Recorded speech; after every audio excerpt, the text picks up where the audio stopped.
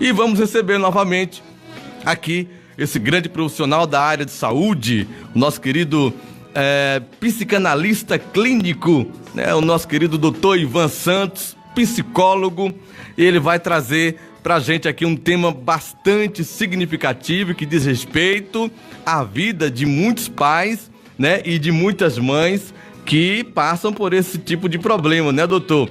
Então, vamos esclarecer hoje com a sua participação nesse quadro que criamos aqui, que é um momento de reflexão, uma reflexão muito especial para os nossos queridos ouvintes. E você pode nos ajudar como? Se você conhece alguém, essas orientações poderá servir, né, e muito para aquele pai, aquela mãe que de repente vive esse tipo de problema, né, ou uma certa problema, não, dificuldades, né? Que eu não sei se eu estou correto, o senhor pode me corrigir, viu? Que são situações que acontecem, né? No último dia 2 de abril, foi assim comemorado o Dia Mundial da Conscientização do Autismo. Esse então será o tema da nossa conversa dessa manhã de sábado, dia 6 de abril. Doutor Ivan, mais uma vez, é um prazer tê-lo com a gente e é sempre bom ter os seus esclarecimentos sobre do que se trata, né? Essa questão aí do autismo. Então, já quero receber o senhor aqui e eu gostaria que o senhor iniciasse falando sobre o que é o autismo. Bom dia, doutor. Isso, bom dia a todos os... Opa! Pode se aproximar mais. Isso. Então, meu bom dia a todos os ouvintes da Rádio Fé em Missão. Bom dia, Adalto. Bom dia a todos. E nós hoje temos esse tema que realmente é relevante no sistema psíquico, né? A OMS já reconhece isso como um problema, uma doença, e realmente nós vimos aí no dia 2 de abril, né? Houve caminhadas por todo o mundo, na verdade. Foi o Dia Mundial da Conscientização do Autismo, e realmente é vamos chamar de transtorno que está presente por todas as partes do mundo. No Brasil, hoje, em 2004, nós tínhamos uma média de uma pessoa autista para cada 166 nascimentos. Hoje, essa faixa diminuiu bastante. Hoje já tem 1 para cada 59. Ou seja, aumentou o número de pessoas autistas. E no mundo nós temos hoje cerca de 70 milhões de pessoas autistas. Então a dúvida é, a pessoa autista é uma pessoa que está à margem da sociedade? Muitas pessoas acham, por conta do nível de autismo que nós conhecemos, aquele nível elevado, mas na verdade o autismo ele é um espectro. Ele vai, vamos supor, de 0 a 10, e de 0,1 ele é muito leve. É leve a ponto que nós tínhamos uma classificação que chamava de síndrome de Asperger, que era um autismo muito leve. Hoje em dia isso já foi incluído no espectro do autismo. A síndrome de Asperger a gente já não leva em consideração, mas sim considerando que é um autismo leve. Então, quando a gente fala de autismo, o que acontece é que as mães, os pais, os cuidadores, eles têm aquela impressão, aquele conhecimento do autismo que é gravíssimo, né? Que é o último nível, que a criança não tem comunicação, ela não se relaciona, ela fica completamente incomunicável psiquicamente. Então, a reação imediata das pessoas, mães e pais, quando a gente fala, é aquela reação de chorar, porque existe uma negação por parte dos cuidadores que acham que essas coisas só acontecem com os outros. Isso não é verdade, isso está muito perto da gente e pode acontecer sim, mas é uma coisa que precisa ser detectada logo nos primeiros anos de vida, entre 2 e 3 anos, Adalto, já se detecta isso, mas depende muito de como a família observa a sua criança e como ela vai aceitar esse transtorno. Tá certo, então, tá aí. Então, o autismo é uma realidade, então, né, doutor, na sociedade atual. Verdade. Né, sempre acontece casos assim, os pais, portanto, precisam estar atentos, né, desde o nascimento da criança e acompanhar de perto a sua criança, não é isso? Com certeza, porque nós temos visto aqui, por exemplo, nós temos recebido pessoas com autismo já com 17 anos, Ou seja, uma coisa que poderia ser detectada com 2 ou 3 anos, que é facilmente detectável, os pais, talvez até por falta de informação, eles vão levando isso para mais adiante e chega um momento que, quando o nível de autismo é alto, percebe-se muito mais fácil. Quando é leve, aí sim demora-se a diagnosticar e cada vez mais esse diagnóstico fica mais complicado quando a idade é mais avançada.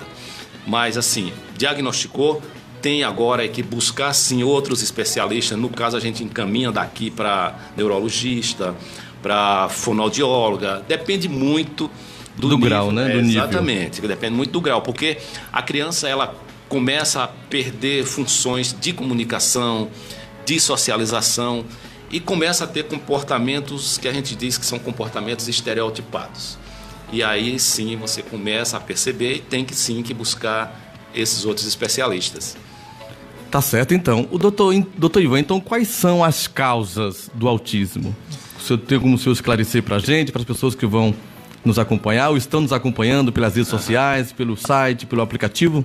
Então, as causas, na verdade, porque as pessoas podem perguntar, mas o que um psicólogo faz se o autismo ele é tratado pelo neurologista? Normalmente, as crianças que têm um certo nível de autismo, elas chegam com essa detecção a partir da escola, na família, daí a família busca sempre um psicólogo, porque acho que é o mais leve para aceitar. A partir daí sim a gente encaminha para os devidos profissionais. Mas as causas nós podemos sim detectar no consultório psicológico e a partir daí você faz um relatório preliminar e encaminha para o especialista que vai realmente tratar do problema.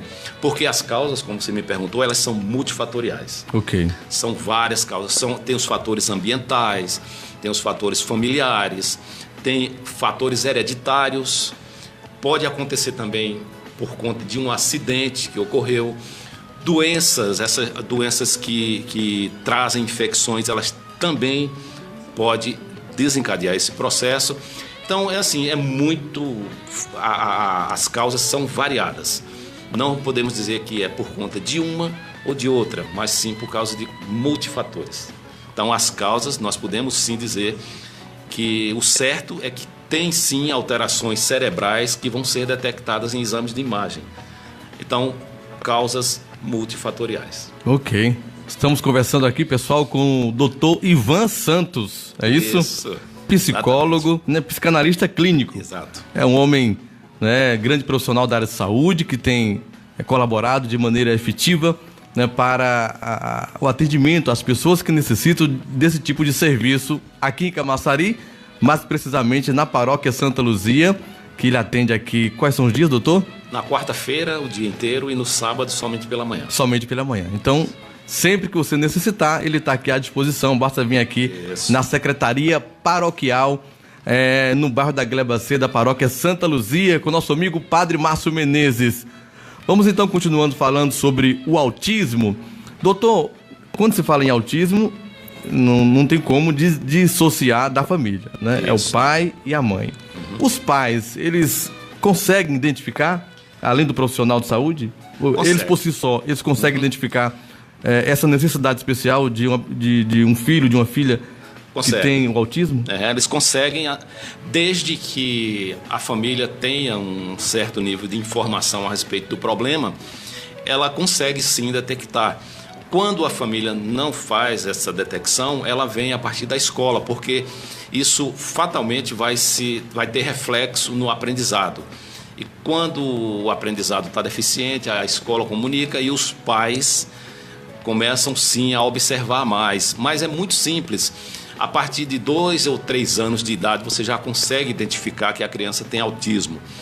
E como que isso é feito? Como é que você identifica? Normalmente, levando ao pediatra, ele vai identificar.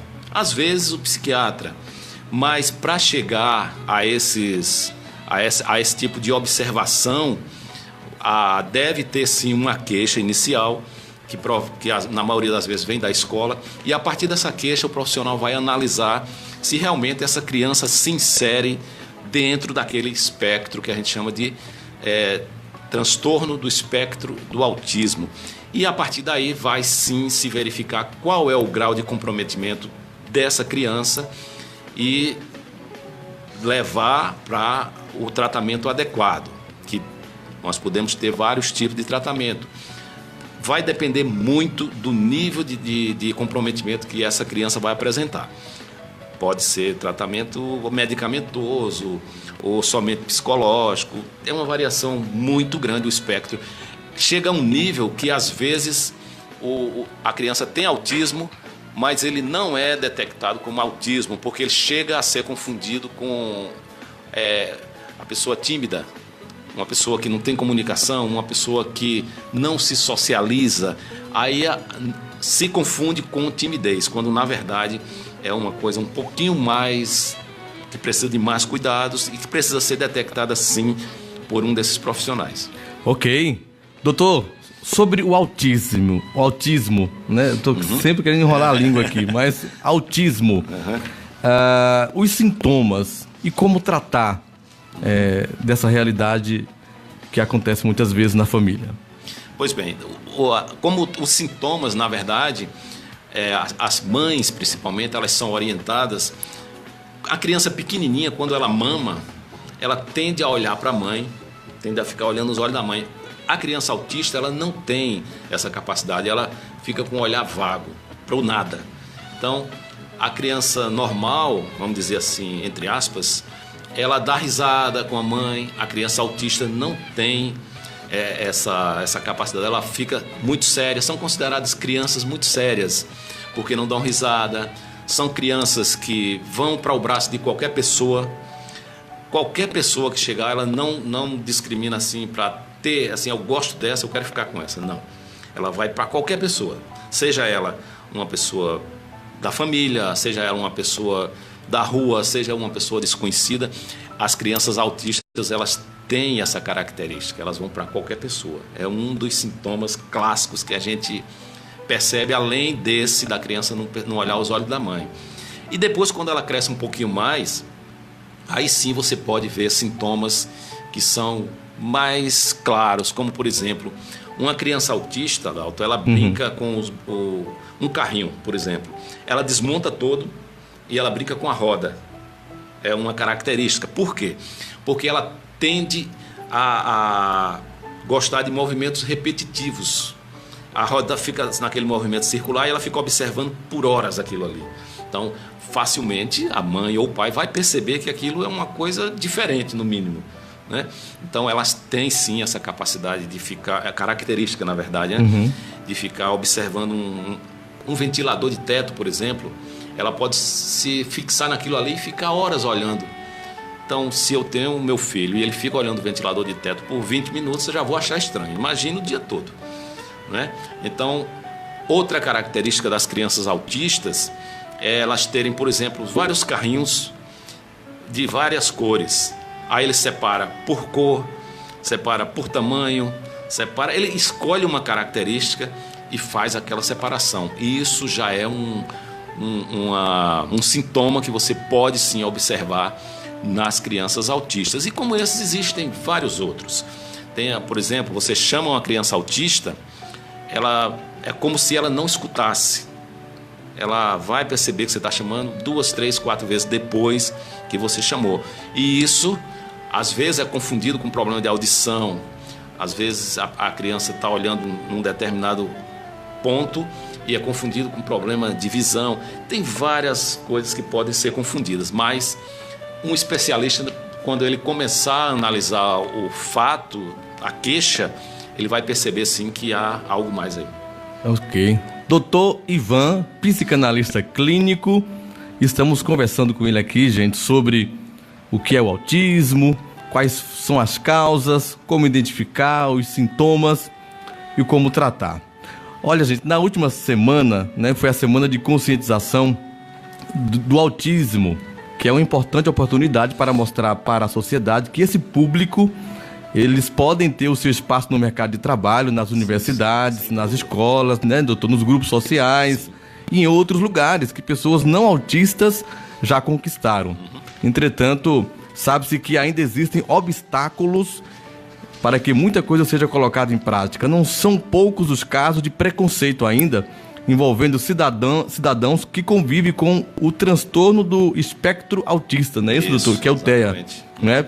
Correto. Portanto, para fazer valer o acesso aos serviços, tanto na esfera pública quanto na privada, né? Aqui tem alguns direitos do autista que já estão em vigência na Constituição, não é isso, doutor? Exatamente. Então, existem várias leis, por exemplo, a Lei 8.069 de 1990, vai dizer que o Estatuto da Criança e do Adolescente, o artigo 14, parágrafo 5º, dispõe da obrigatoriedade da aplicação a todas as crianças nos seus primeiros 18 meses de vida, né, de protocolo e instrumento construído com a finalidade de facilitar a detecção em consulta pediátrica de acompanhamento da criança de risco para seu desenvolvimento psíquico.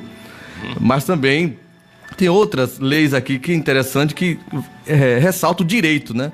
Por exemplo, a lei de número 12.764/2012 vai falar sobre o tratamento multidisciplinar, doutor, né?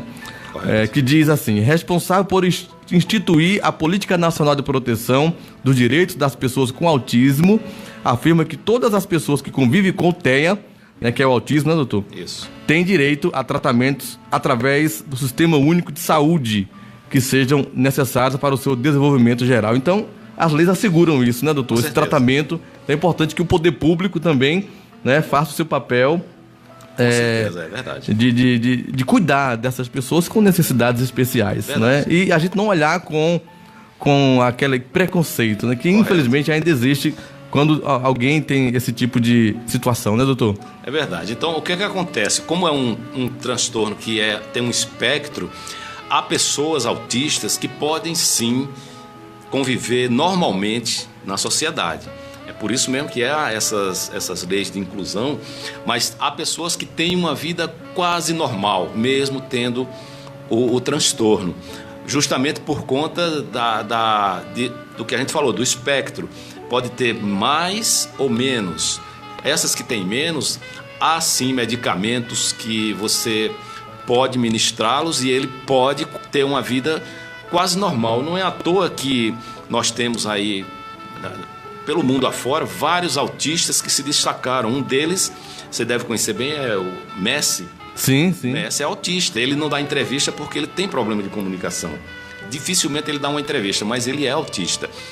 É o Einstein, que criou a teoria da relatividade. Albert Einstein. Albert Einstein era autista. Um dos homens mais ricos do mundo, que hoje a gente vê, é Bill Gates, ele é autista. Mas aí você se pergunta, por que essas pessoas são autistas e elas têm uma capacidade tão grande de desenvolvimento em certas áreas? Isso é uma característica do autista que ela é observada, ele sempre se destaca em alguma coisa. Então tem sim que se acompanhar essas pessoas e ver qual é a área que ele se destaca, que é para justamente inseri-lo nesse foco, nessa linha que ele quer seguir. Porque, como você vê, são pessoas que fizeram coisas para o mundo, né? Para o universo, porque o caso da bomba atômica, ela mexe com com todo mundo. Então, assim, não sei se vocês já ouviram falar, mas há um filme que fala do autismo, que foi muito comentado esses dias aí, que é o Rain Man. Ele é com Dustin Hoffman. Dustin Hoffman é o autista. E ele tem uma capacidade matemática imensa, né? E é um filme excelente, eu recomendo para quem queira assistir. Fala muito do autismo, mostra claramente o que é. E o rapaz que foi quem deu a inspiração para o diretor do filme era um americano, chamava Kim alguma coisa, eu esqueci o nome dele agora, é Kim Peek, se eu não me engano. Esse rapaz, ele tinha alguns comprometimentos psíquicos, mas ele tinha, além do autismo, ele tinha uma síndrome, que a gente chama de síndrome de Savant.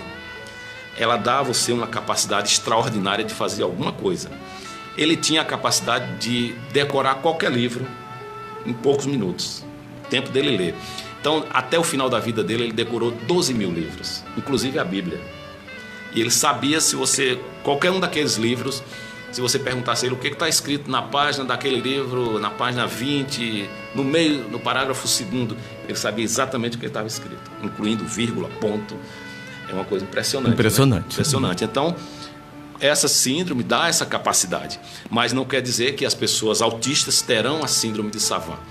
Ele pode ter os dois, pode ter um ou outro, mas normalmente, em alguns casos, acontece de ter o autismo e a síndrome de Savant. Então, é uma coisa que precisa sim de acompanhamento e que o tratamento, nós vamos falar daqui a pouco de como é o tratamento e qual a reação, né, da família aí quando recebe essa notícia impactante, é como o pessoal que recebia a notícia de câncer. Então vamos então falar sobre o diagnóstico, né, doutor? E sobre o prognóstico do autismo. Como é que a família se comporta nesse momento em que ela descobre, por exemplo, que o seu filho, a sua filha, tem essa necessidade especial? Pois é, a gente percebe que existe uma tendência da família a negar que há o problema. Isso é uma tendência que a gente percebe claramente quando a pessoa chega no consultório. Você percebe que a família não está preparada para receber esse diagnóstico. Não, meu filho não tem isso. Quando ele crescer um pouquinho mais, ele vai melhorar. Quer dizer, o pai e a mãe sempre chegam nessa expectativa, nessa esperança. Né? Exatamente. Na esperança, vamos dizer esperança mesmo, porque ele espera sim. Qualquer pai espera que seu filho vai melhorar. Sim. Né? Então, mas acontece que quando chega no consultório que você detecta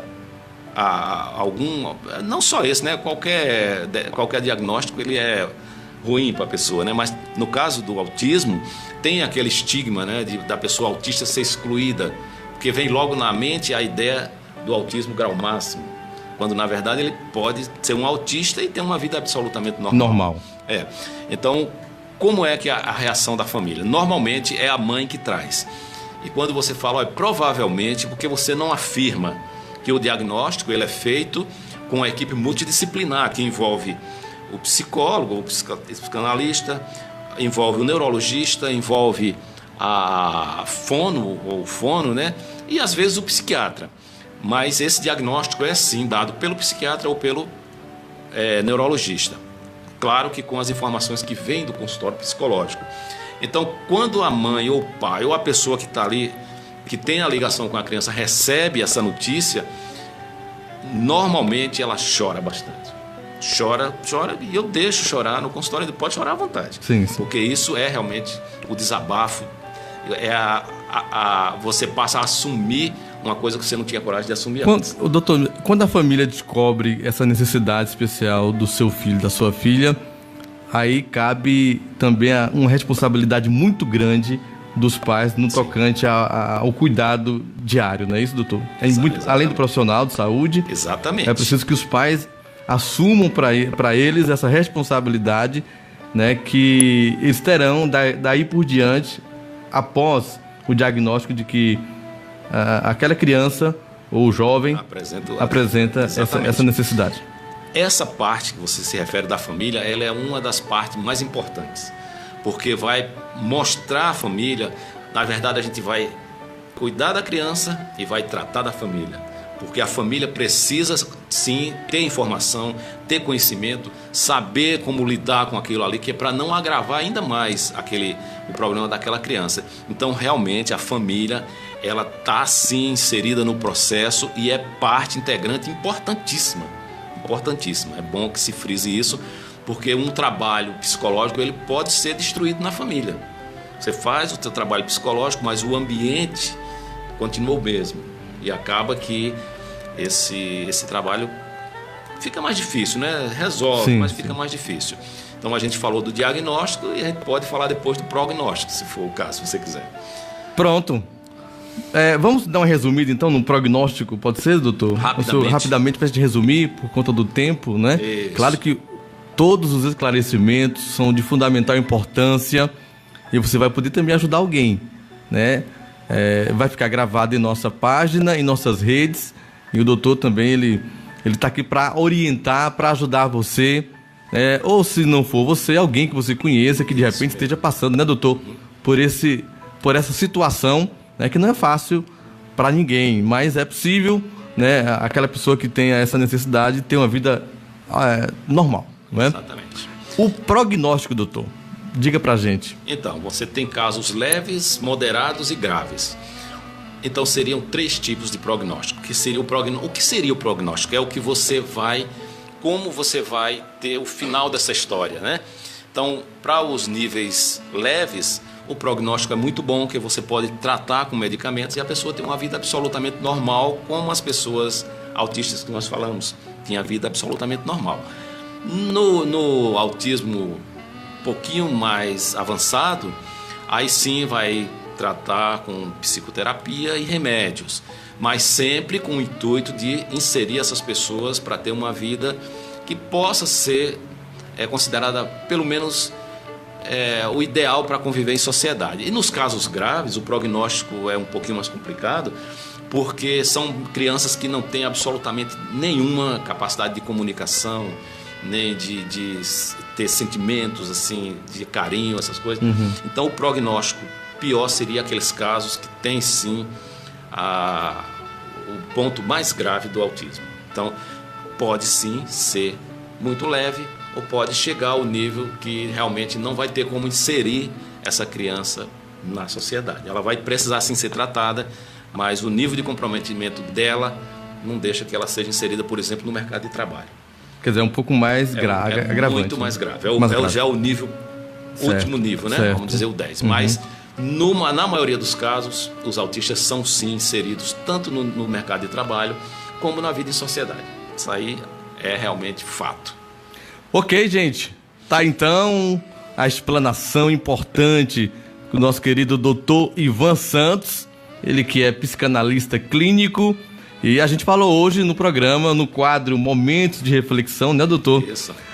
Dessa importante temática e assunto que diz respeito à vida de muitas famílias, de muitas pessoas. Eu já quero, doutor, agradecer o senhor aqui pela sua disposição em esclarecer a gente. Com certeza muitas pessoas verão, ouvirão